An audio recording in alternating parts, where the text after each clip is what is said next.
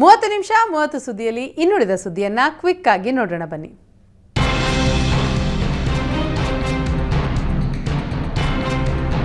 ಸಂವಿಧಾನ ಜಾಗೃತಿ ಜಾಥಾ ವೇಳೆ ನೀಲಿ ತಿಲಕ, ನೀಲಿ ಶಾಲು ಧರಿಸಲು ಶಿಕ್ಷಕ ನಿರಾಕರಿಸಿರುವಂತಹ ಘಟನೆ ಬಸವನ ಬಾಗೇವಾಡಿಯಲ್ಲಿ ನಡೆದಿದೆ. ಬಸವನ ಬಾಗೇವಾಡಿಯ ಮಸಬಿನಾಳಿನಲ್ಲಿ ಸಂವಿಧಾನ ಜಾಗೃತಿ ಜಾಥಾದ ವೇಳೆ ನೀಲಿ ತಿಲಕ, ನೀಲಿ ಶಾಲು ಧರಿಸಲು ಶಿಕ್ಷಕ ನಿರಾಕರಿಸಿದ್ದಾರೆ. ಶಿಕ್ಷಕನ ವರ್ತನೆಗೆ ಗ್ರಾಮಸ್ಥರು ಆಕ್ರೋಶವನ್ನು ವ್ಯಕ್ತಪಡಿಸಿದ್ದಾರೆ. ಮಕ್ಕಳಿಗೆ ಜಾತಿ ಭೇದದ ಬಗ್ಗೆ ಪಾಠ ಮಾಡಬೇಕಾದ ಶಿಕ್ಷಕನಿಂದಲೇ ಜಾತಿ ನಿಂದನೆ ಮಾಡಲಾಗಿದೆ ಅಂತ ಆರೋಪಿಸಿ ಶಿಕ್ಷಕನ ಮೇಲೆ ಸೂಕ್ತ ಕಾನೂನು ಕ್ರಮ ತೆಗೆದುಕೊಳ್ಳಲು ಗ್ರಾಮಸ್ಥರು ಒತ್ತಾಯಿಸಿದ್ದಾರೆ. ಸರ್ಕಾರದಿಂದ ವಾಹನಗಳಿಗೆ HSRP ನಂಬರ್ ಪ್ಲೇಟ್ ಅಳವಡಿಸುವ ಅವಧಿಯನ್ನು 3 ತಿಂಗಳು ವಿಸ್ತರಿಸಲಾಗಿದೆ.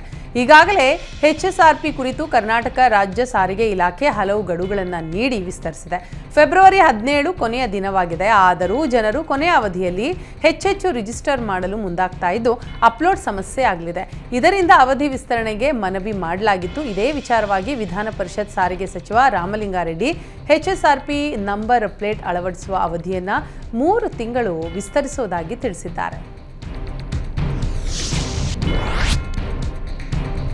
ವಿವಿಧ ಬೇಡಿಕೆಗಳ ಈಡೇರಿಕೆಗೆ ಆಗ್ರಹಿಸಿ ಸ್ಮಶಾನ ಕಾರ್ಮಿಕರು ವಿನೂತನ ಪ್ರತಿಭಟನೆಯನ್ನ ನಡೆಸಿದರು.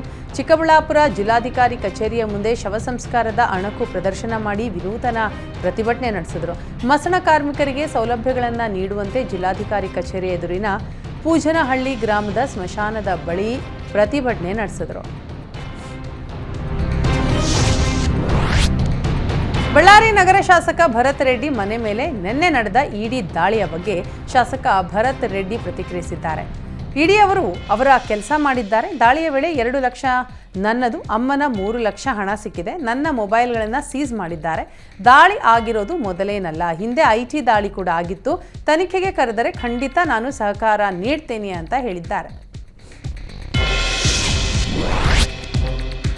ಸದಾ ಕನ್ನಡಕ್ಕಾಗಿ ಹೋರಾಟ ಮಾಡುವ ವಾಟಾಳ್ ನಾಗರಾಜ್ ಪ್ರೇಮಿಗಳ ಪರ ಧ್ವನಿ ಎತ್ತಿದ್ದಾರೆ. ವಿಶ್ವದೆಲ್ಲೆಡೆ ಇಂದು ಪ್ರೇಮಿಗಳ ದಿನ ಆಚರಣೆ ಮಾಡಲಾಗ್ತಾ ಇದೆ. ಅವರೆಲ್ಲರಿಗೂ ನಾನು ಅಭಿನಂದನೆ ಸಲ್ಲಿಸ್ತೇನೆ.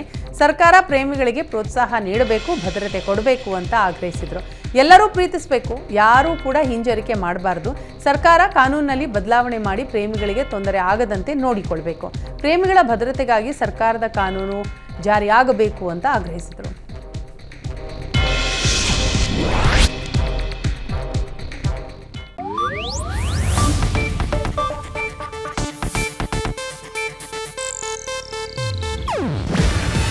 ಇದು ಏಷ್ಯಾನೆಟ್ ನ್ಯೂಸ್ ನೆಟ್ವರ್ಕ್ ಪ್ರಸ್ತುತಿ.